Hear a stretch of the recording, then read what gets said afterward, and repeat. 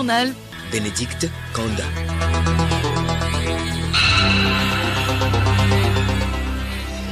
Madame, monsieur, bonjour et merci de nous rejoindre pour le journal dont voici le sommaire. Promotion de l'énergie renouvelable au Togo, 3000 jeunes seront bientôt formés au métier de l'énergie solaire dans 5 centres académiques. Le ministre de l'Énergie et son collègue en charge de l'insertion professionnelle ont constaté le démarrage effectif de la formation des formateurs ce matin à Lomé. Amara Moussa nous en dira plus tout à l'heure. Relever les défis des plans structurels, fonctionnels et organisationnels des ports africains, c'est l'objectif de la 21e réunion annuelle de coordination qui s'est ouverte ce matin à Lomé. Les détails dans le journal. En Libye, les armes prennent le pas sur les discussions. Le maréchal Khalifa Haftar poursuit son offensive vers Tripoli. Les appels de la communauté internationale à l'arrêt des hostilités n'y changent rien. Et puis sport football, les quarts de finale de la Ligue des champions démarrent ce mardi avec 2 matchs. On suivra ce soir une affiche 100% anglaise opposant Tottenham et Manchester City.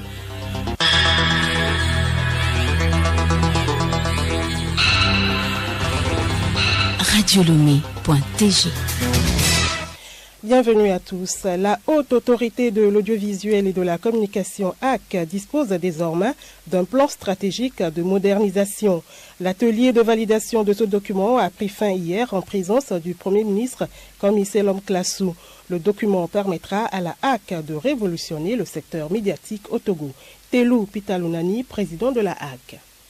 Le plan d'action issu de ce plan stratégique prévoit l'organisation de plusieurs activités. En remerciant les agences du système des Nations Unies, je voudrais leur lancer un appel à la mobilisation en faveur de la HAC des fonds nécessaires à la mise en œuvre du plan stratégique. Dans les jours à venir, la HAC va organiser des séances de travail avec l'ensemble des agences du système des Nations Unies et des partenaires techniques et financiers pour susciter leur accompagnement. Durant les travaux, nous avons eu des contributions pertinentes du Conseil supérieur de la communication du Burkina Faso et de la Haute Autorité de l'audiovisuel et de la communication du Bénin. Je voudrais profiter de cette occasion pour leur dire merci pour leur contribution. Je n'oublierai pas d'adresser mes remerciements à l'équipe des consultants mis à notre disposition par le PNUD. Leur dynamisme et leur sens de devoir ont été déterminants dans l'élaboration du document que nous allons bientôt recevoir et transmettre au chef du gouvernement.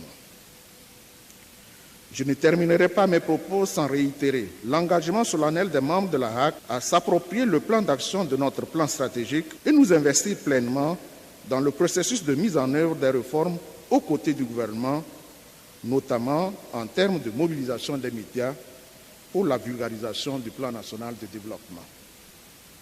Sur ce, je vous remercie de votre aimable attention. Les travaux de cet atelier ont connu la participation des représentants d'institutions nationales et internationales. Pour le coordonnateur résident du système des Nations Unies au Togo, Damien Mama, le document adopté est ambitieux mais réaliste. Maintenant que le plan stratégique est adopté, il restera l'étape la plus difficile, sa mise en œuvre. Nous croyons profondément qu'un paysage médiatique libre et responsable va aider le Togo à promouvoir son image, à rassurer les investisseurs, à créer des ponts et à permettre la mobilisation des compétences et valeurs togolaises, quel que soit le lieu où elles se trouvent. Nous resterons donc engagés à vos côtés. La concrétisation de la validation de ce plan stratégique a été caractérisée par sa remise en main propre au Premier ministre Komi Selom Klasu, gage du soutien du gouvernement à la démarche de la HAC.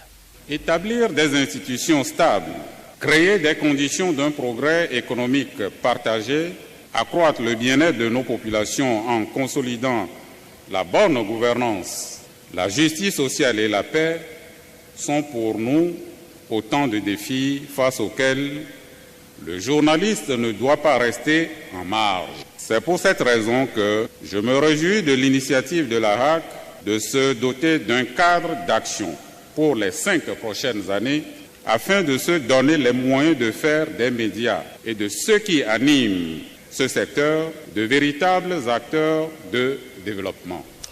Les commissaires de la HAC, satisfaits de l'adoption du plan stratégique, ont promis s'atteler dans les plus brefs délais à la mise en œuvre. Ouverture ce matin au port autonome de Lomé de la 21e réunion de coordination du réseau francophone du programme Train for Trade de la conférence des Nations Unies sur le commerce et le développement CNUSED. Émile Badigbenyo, Gabriel Ayena. Pendant 2 jours, des participants venus de 8 pays de l'Afrique et des Caraïbes, à savoir le Bénin, la Côte d'Ivoire, la Guinée, le Sénégal, le Gabon, le Cameroun, Haïti et Togo, vont échanger sur les forces et faiblesses de leur port afin de relever les défis d'ordre structurel, fonctionnel et organisationnel. Contre-amiral Fogan Adegnon, directeur général du port autonome de Lomé. Lorsque l'on sait que la quasi-totalité des échanges commerciaux mondiaux se font par la mer, lorsqu'on sait que les biens d'équipement, notamment les matériels lourds, sont exclusivement transportés par mer, on comprend aisément le rôle cardinal que doivent jouer les ports maritimes dans la facilitation de ces échanges. C'est pourquoi nous pensons que le modèle d'organisation du secteur maritime dans un pays a un impact direct sur le volume des échanges, les coûts de transport et la compétitivité des entreprises. Dans cette logique, l'État togolais a toujours réfléchi à une meilleure manière de se doter d'un port performant, capable de constituer des atouts indéniables au développement économique et social de notre pays. Le secteur du commerce et du transport maritime est soumis à de constantes mutations et des cadres portuaires doivent comprendre et appréhender la complexité croissante de la gestion portuaire.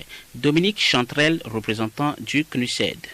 Le Togo a lancé sa première promotion en 2002. On est en train de terminer la 9e promotion. L'idée, c'est que les gens ont suivi un cours de plus de 240 heures pour améliorer quelque chose dans le port ou dans la communauté portuaire. Parce qu'il n'y a pas que les agents du port, il y a aussi les gens de la communauté portuaire à Lomé. Et essayer d'améliorer les choses comme ça. Ce qu'on peut voir à Lomé, c'est que le port s'est développé de façon exponentielle en temps. Et maintenant, le port fait 3 fois plus de trafic qu'il y a 5 ans. Donc, pour que ça fonctionne, il faut bien sûr des infrastructures, mais il faut aussi des gens capables de gérer cette explosion de marchandises. Nous vous l'annoncions en titre, 3000 jeunes Togolais seront bientôt formés au métier de l'énergie solaire. Leurs formateurs, au nombre de 50, sont en formation de 2 semaines, ouverte ce matin à Lomé. Les ministres Abli Bidamon de l'énergie et son collègue Taïrou Babieng, en charge de l'enseignement technique, de la formation et de l'insertion professionnelle, ont constaté le démarrage effectif de cette formation des formateurs au siège du Kia Energy Group à Lomé. Amara Moussa. Cette visite ministérielle a permis aux 2 commissaires du gouvernement de rappeler aux 50 jeunes Togolais retenus après un appel à candidature la vision du chef de l'État en matière d'énergie et son importance pour tout le pays. Ce fut également l'occasion pour les ministres de dire les encouragements du gouvernement au Kia Energy Group, formateur, lui-même retenu après un appel d'offres internationales. L'initiative de la formation des 3000 jeunes Togolais s'inscrit dans le cadre du projet présidentiel CISO et se fera dans 5 centres académiques régionaux du solaire au Togo. Taïrou Babieng, ministre en charge de l'insertion professionnelle.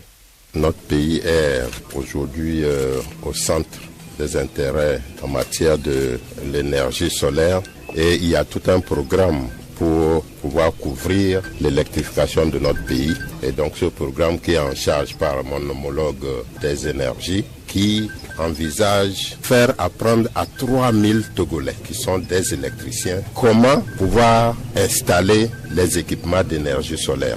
Pour le ministre des Mines et de l'Énergie, Abli Bidamon, le secteur de l'énergie occupe une place de choix dans le plan national de développement PND. Et nous reviendrons sur cet élément dans nos prochaines éditions. Merci à vous, Amara Moussa. Le syndicat des travailleurs de containers Frag Station a tenu hier à Lomé son congrès constitutif sous le thème « Importance d'un syndicat dans une entreprise ». La rencontre a permis de mettre en place un bureau devant conduire les revendications de cette catégorie de travailleurs pour l'amélioration de leurs conditions de vie et de travail. Pitassa Cha, secrétaire général. Nous sommes des employés qui ont fait plus de 5 ans sans le contrat, sans déclarer à la CNSS. On a voulu qu'ils fassent ça pour nous. Parce que nous sommes là en train de travailler et en train de perdre aussi notre force pour mettre une assurance de santé pour nous les travailleurs. De l'autre côté aussi, on voit que nous travaillons Et nous ne sommes même pas considérés comme on ne fait rien pour eux. On veut que notre gouvernement sache que nous aussi nous sommes là et nous travaillons pour cette société. Le chargé des normes et lois, Richard Kodjo-Dansou, revient sur l'importance du syndicat dans une entreprise. Le syndicat est très important dans une entreprise pour pouvoir permettre entre l'employeur et l'employé d'avoir un cadre d'échange, un cadre qui doit être tout le temps animé par rapport à la gestion des problèmes de l'entreprise. En tant que syndicaliste, l'entreprise constitue pour nous un lieu où nous menons nos actions syndicales. C'est pourquoi nous démontrons l'importance du syndicat dans une entreprise.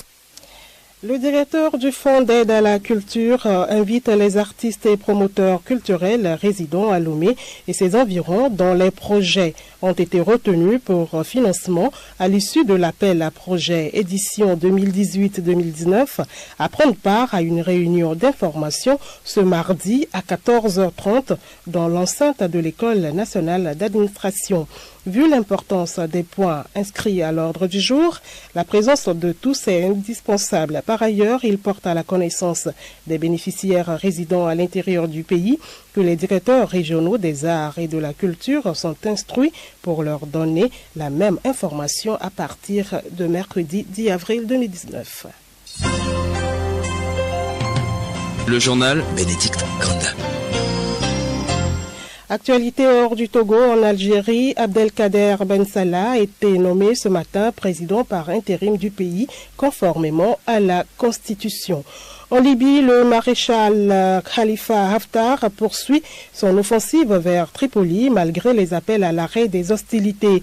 Un avion militaire non identifié a mené une frappe sans faire de victimes contre l'aéroport de Mitiga, seul aéroport fonctionnel de la capitale libyenne situé dans la banlieue est de la ville. Juliette Kamdé. Effectivement, l'ONU impute le raid aérien à Khalifa Haftar.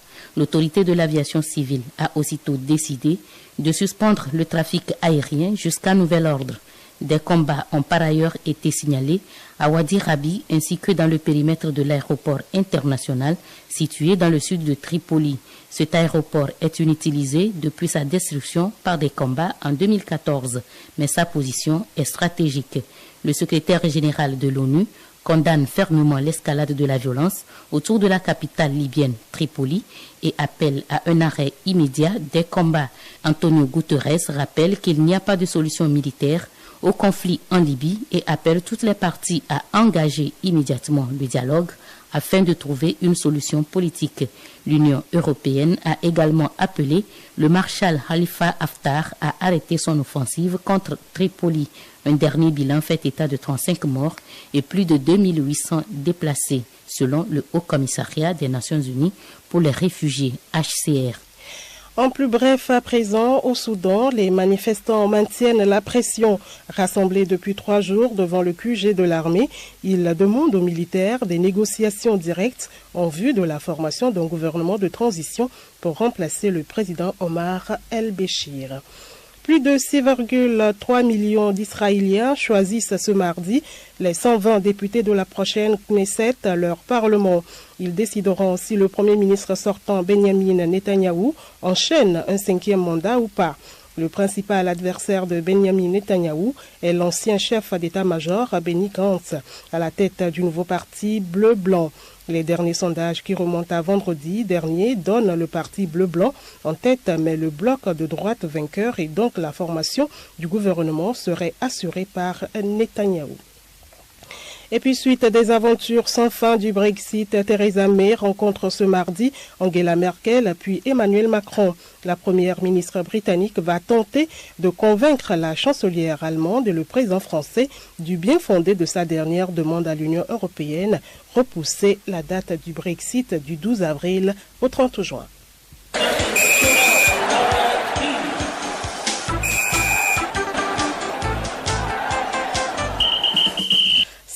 Pour terminer, football, la Ligue des champions reprend ses droits avec les quarts de finale aller. 2 matchs sont au programme ce mardi. Tottenham, Manchester City et Liverpool, Porto, Arona Mola. Le programme des quarts de finale aller de la Ligue des Champions présente ce soir 2 affiches intéressantes mais pleines de suspense. Le match 100% anglais met aux prises à 20h temps universel Tottenham et Manchester City au Tottenham Stadium flambant neuf. Les Spurs, en difficulté en Premier League, affronteront un Manchester City qui a encore la possibilité de remporter un total de 4 trophées cette saison. Le concurrent de City en Premier League, Liverpool, reçoit un adversaire qu'il avait déjà éliminé l'année passée en 8e de finale. Cette rencontre va mettre en exergue des buteurs de la Premier League. Pour cette Ligue des Champions, Sadio Mané a déjà marqué 3 buts pour les Reds, tout comme Mohamed Salah, Gali, 3 buts et Firmino Barbosa de Oliveira qui en a mis 2 avec ce match contre le FC Porto qui compte aussi des buteurs à l'instar de Moussa Marega, 6 buts, Jesus Manuel, Corona Ruiz, 3 buts, et puis Otavio Edmilson, Da Silva Monteiro, avec 2 buts, sont les top buteurs adverses pour le FC Porto. En tout cas, les 2 matchs de ce soir sont pleins de promesses. 2 quarts de finale se disputent ce mercredi. Ce sont 2 matchs entre 2 gros favoris pour soulever le trophée de la compétition et 2 clubs qui ont éliminé 2 autres favoris en 8e de finale. Le FC Barcelone, grand favori pour le titre depuis l'élimination du Real Madrid, se rendra à Old Trafford pour le match aller contre Manchester United. Un quart de finale que les Red Devils de Solskjaer ont atteint de la manière la plus inattendue. Le Barça, toujours en lice pour toutes les compétitions qu'il joue, ne se laissera pas faire contre le club anglais. L'autre rencontre se joue à Amsterdam entre l'Ajax et la Juventus. Comme Manchester United, l'Ajax a réalisé une remontada historique, écrasant le triple champion en titre madrilène au Santiago Bernabéu malgré une défaite au match aller. De Ligt, De Jong et compagnie rêvent de surprendre une nouvelle fois. Mais il faudra pour cela faire tomber une Juve, elle aussi favorite de la compétition. Une Juventus qui a brillé contre l'Atlético grâce à son tout-puissant attaquant Cristiano Ronaldo.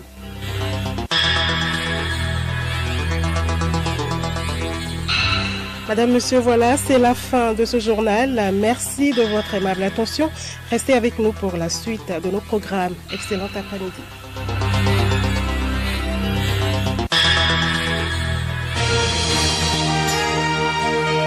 Radio Lomé, boîte postale 434, email radiolomé@radiolomé.tg. radiolomé.tg